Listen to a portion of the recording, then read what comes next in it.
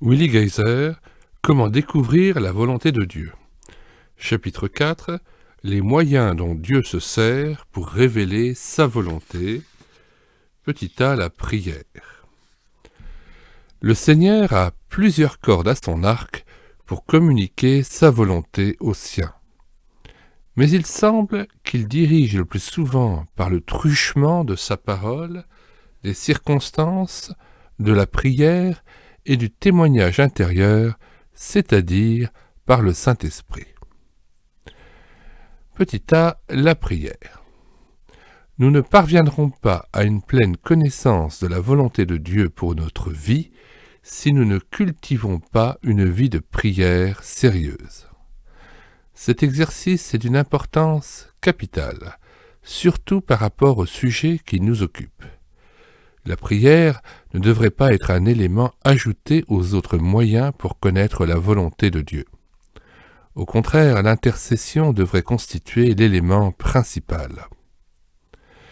Quelqu'un a remarqué avec raison, si nous voulons que la roue de notre vie chrétienne tourne rondement, la prière ne devra pas représenter un rayon, mais le pivot. Rappelons l'exhortation de l'apôtre Jacques. Si quelqu'un manque de sagesse, qu'il la demande à Dieu, qui donne à tous simplement et sans reproche. Jacques 1, verset 5.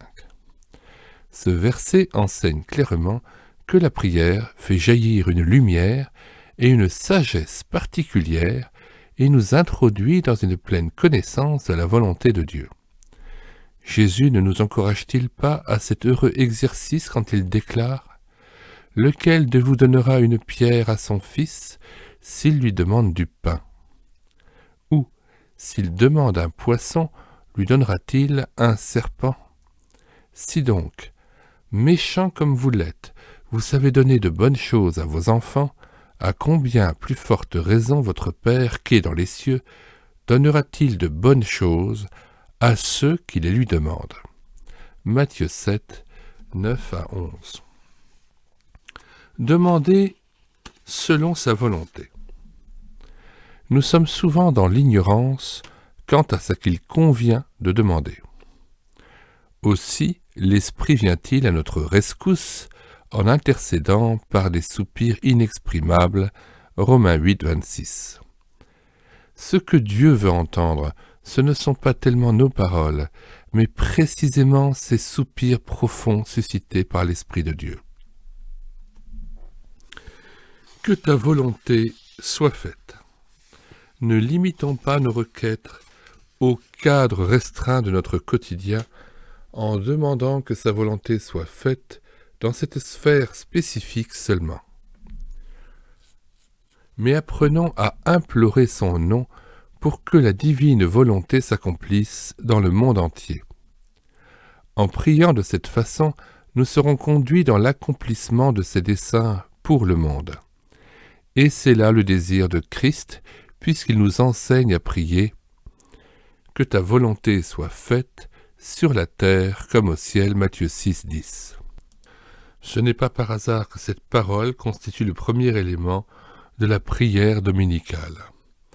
Que nos requêtes dépassent le cercle étroit de notre petit monde constitue l'intérêt de Dieu.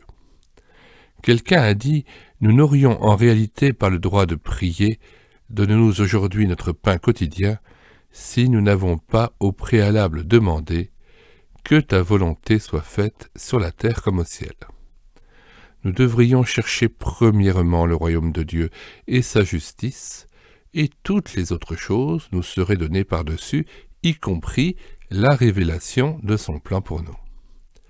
De plus, l'enrichissement de notre vie est fonction de la manière dont l'œuvre et la volonté de Dieu s'accomplit en nous et autour de nous.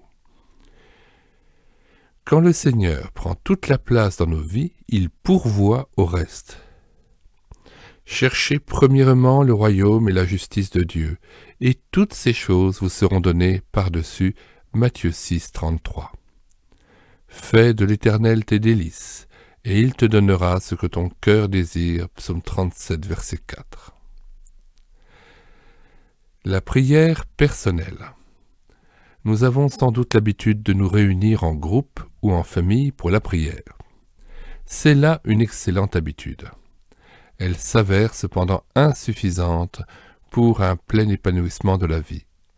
Nous sommes appelés à cultiver une vie de prière personnelle. Christ enseigne en Matthieu 6, verset 6, « Mais quand tu pries, entre dans ta chambre, ferme ta porte et prie ton Père qui est là dans le lieu secret. Et ton Père qui voit dans le secret te le rendra. » Entamer une journée de travail sans un bon petit déjeuner est impensable pour la plupart d'entre nous. Tout aussi indispensable devrait être un tête-à-tête avec le Seigneur. Commencer une journée sans une rencontre avec Dieu dans un culte personnel sérieux où la prière prend une place importante, c'est se priver d'une force indispensable à la vie victorieuse. Faisons tous nos efforts pour cultiver cette pratique, qu'elle devienne une habitude imperturbable. Combien l'enrichissement de notre existence et notre compréhension des intentions de Dieu à notre égard en seront-ils accrus. Martin Luther attribuait son succès à cette intimité journalière avec son Dieu.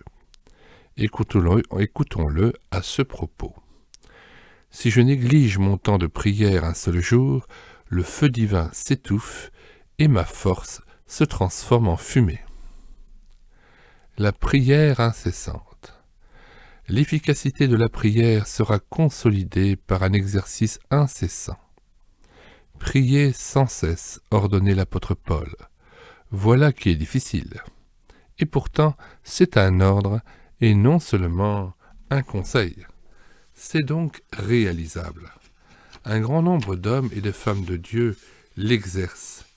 Spurgeon a dit « Le jour où il fut interrogé à ce sujet, je ne me souviens pas dans ces 10 dernières années d'avoir passé une demi-heure sans prier consciemment. » Pas étonnant que son ministère fût si fructueux.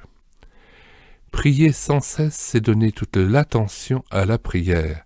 C'est prier consciemment au volant de sa voiture, devant sa machine à écrire, sa planche à dessin et à ski même.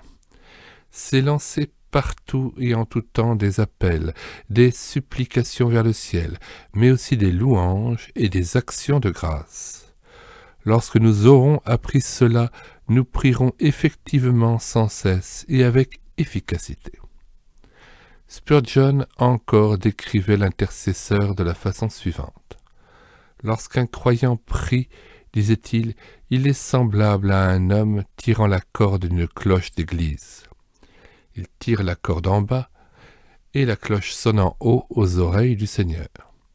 Beaucoup, cependant, tirent si faiblement la corde de la prière que la cloche sonne à peine dans le ciel. D'autres ne l'actionnent que de temps en temps. Mais ceux qui obtiendront réponse seront ceux qui tirent la corde de toute leur force, avec vigueur et persistance. Priez avec foi. Disons encore que la prière doit être accompagnée de foi. Lorsque le célèbre missionnaire Hudson Taylor cingla vers la Chine, il fit un jour une expérience particulière. Quand le bateau s'approchait de l'île Sumatra, on frappa énergiquement à la porte de sa cabine. En l'ouvrant, le missionnaire fut surpris de trouver le capitaine du bateau. « Taylor, lui dit celui-ci, nous n'avons plus de vent. Nous glissons vers une île habitée par des cannibales. L'on me dit que vous croyez en Dieu, et je vous demande maintenant de prier pour que le vent se lève. »« D'accord, répondit Hudson, je vais prier. Mais vous allez hisser les voiles. »« Voyons, c'est stupide, protesta le capitaine. Il n'y a pas même une brise, et si je le fais, les matelots me prendront pour un timbré. »« Timbré ou pas, allez monter les voiles, répliqua Taylor. 45 minutes plus tard, l'on frappa à la porte du missionnaire en prière. Une voix cria « Taylor, vous pouvez arrêter de prier. Nous avons un vent puissant. » Hudson Taylor avait une confiance entière dans l'exaucement de sa prière. Il croyait que Dieu allait répondre. C'est cela la vraie prière. elle ne se limite pas à formuler des requêtes, elle se prépare à l'exaucement. En développant ainsi l'art de la prière efficace, nous ne manquerons pas de connaître spécifiquement la volonté de Dieu.